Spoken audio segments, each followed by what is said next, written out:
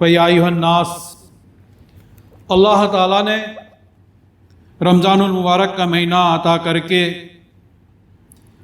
اپنے بندوں پر کریمی کا دریا بہا دیا۔ وہ اس طرح کے روزہ رکھنے میں تو ضرور رحمتوں اور برکتوں کا سمندر ہے، مگر اپنے پیارے حبیب محمد مصطفیٰ صلی اللہ علیہ وسلم کے ذریعے حکم دیا کہ آؤ خدا کے بندو، تم دن میں روزہ رکھو اور آدھی رات میں سحری کا کھانا کھا لو۔ سحری کے کھانے میں بھی اللہ کی برکت ہے، کیا ہی شان کریمی ہے کہ بھوکے رہنے میں بھی اللہ کی برکت ہے اور سحری کے کھانے میں بھی اللہ کی برکت ہے، اور پھر اتنا ہی ثواب کسی کو روزہ افطار کرانے میں بھی اللہ تعالیٰ عطا کرتا ہے۔ اور پھر اور ایک اللہ کی شان کریمی ملاحظہ فرمائیے، اللہ کی پکار کو محسوس کیجئے۔ وہ بندے سے کہہ رہا ہے کہ اے میرے بندے، تو نے دوسرے روزہ دار کو میرے لیے روزہ افطار کرایا، مگر میری بھی شان کریمی دیکھ لے کہ میں تجھے روزے کے ثواب کو اس وقت لکھ لیتا ہوں، تیرے روزے کے ثواب کو، جبکہ تو ابھی نیت ہی کرتا ہوتا ہے، تو میں تیرے روزے کے ثواب کو لکھ لیتا ہوں۔ کبھی میں نے اس نیکی کو قبول بھی کر لیا ہے، اور جو لوگ اللہ کی شان کریمی کو نہ سمجھ کر اپنی صحت ہونے کے باوجود روزہ نہیں رکھتے، اگر ان کو رمضان میں موت آ گئی تو لعنت بھری ان کو موت آئے گی۔ اور روزہ رکھنا آج کے دور میں بہت ہی آسان ہے۔ آج ہم افطاری میں طرح طرح کے اہتمام کرتے ہیں، قسم قسم کے شربت سجاتے ہیں، طرح طرح کے ہمارے لیے پکوان ہوتے ہیں، اور مرغن غذائیں افطار کے وقت چاروں طرف ہم لے کر بیٹھتے ہیں۔ ایک زمانے میں وہ بھی روزے دار تھے جنہوں نے روزہ افطار کے بعد بھی فاخوں پر روزہ افطار کیا اور فاخوں پر رہے۔ رمضان میں نازل ہوئے مقدس قرآن کے نازل ہونے کی ادا بھی تو دیکھیے، قرآن قلب مصطفیٰ پر جبرائیل کے ذریعے اور وسیلے سے نازل ہوا۔ پھر پوچھئے اس قرآن سے کہ اے قرآن، جب تو نازل کیا گیا وہ زمانہ انٹرنیٹ کا نہیں تھا، موبائل کا زمانہ نہیں تھا، اور ویڈیو کا زمانہ نہیں تھا، تو پھر ہندوستان کے مسلمانوں کے گھروں میں کیسے پہنچا؟ یورپ اور امریکہ کے مسلمانوں کے گھروں میں کیسے پہنچا؟ یہاں تک کہ ساری دنیا میں تو اے قرآن کیسے پہنچ گیا؟ تو قرآن جواب دیتا ہے کہ اے مسلمانوں، میں نبی کریم صلی اللہ علیہ وسلم کے قلب اطہر پر بھی جبرائیل کے وسیلے سے نازل ہوا، اور ساری دنیا میں بھی امت محمدی کے وسیلے سے پھیل گیا۔ اس قرآن کو روزے کی حالت اور رمضان میں پڑھنے کا کچھ اور ہی ثواب ہے، اور قرآن کے علاوہ کسی چیز کے کرنے سے زیادہ پھر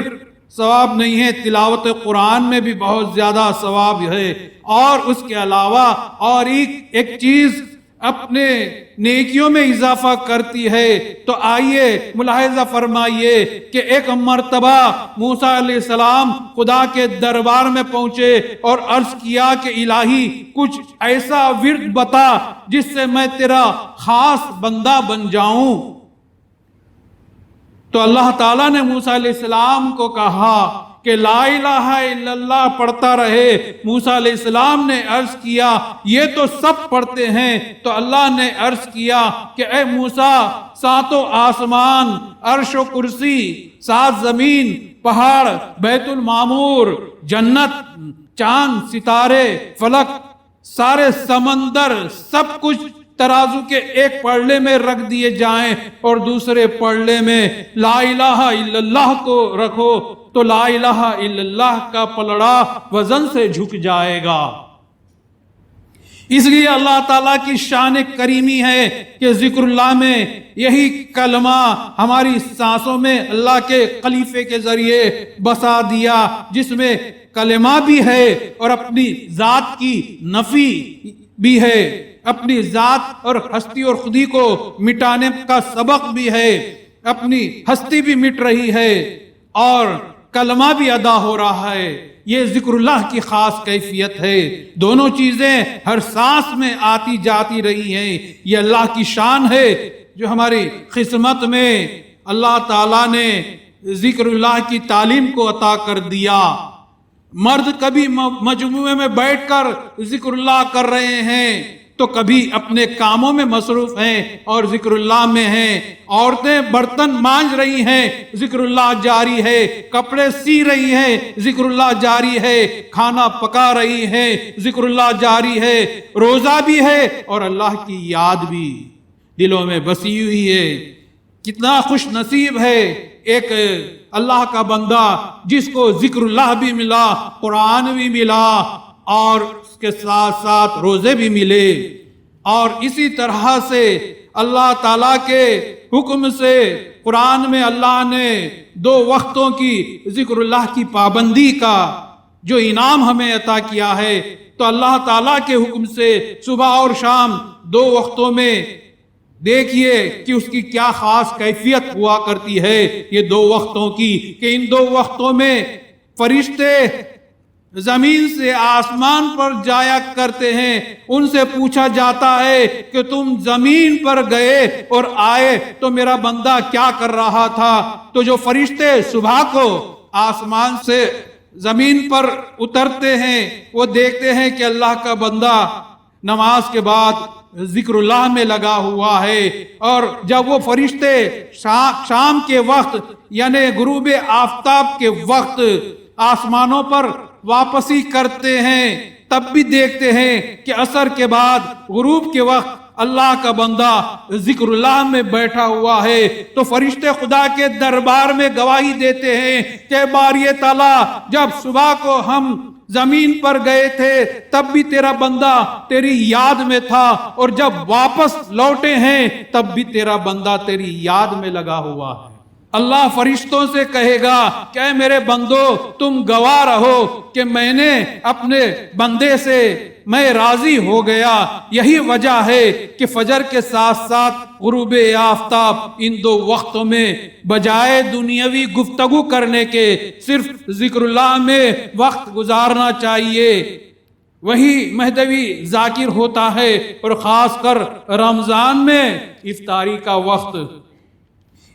کا وقت ذکر اللہ اور دعاؤں سے ہم کیوں محروم رہے کہ اس وقت میں اللہ تعالیٰ اپنی خاص رحمتیں نازل کرتا ہے کہ ایسے افطاری کے وقت میں سمندر کی مچھلیاں بھی روزہ دار کے لیے دعائیں کرتی ہیں، اور دعاؤں کی قبولیت کا یہی خاص وقت ہے۔ ہمارے گروہ کا یہ عمل تھا کہ غروب کے وقت نہ تو کھاتے اور نہ پیتے تھے، یہ روزانہ کا عمل تھا۔ عصر سے مغرب وہ لوگ رمضان کے علاوہ بھی عصر سے مغرب کبھی کھاتے پیتے نہیں تھے۔ مسجدیں بھری نظر آتی تھی مگر ایسی خاموشی مسجد میں چھائی رہتی ان اوقات میں جیسے کہ ایک سے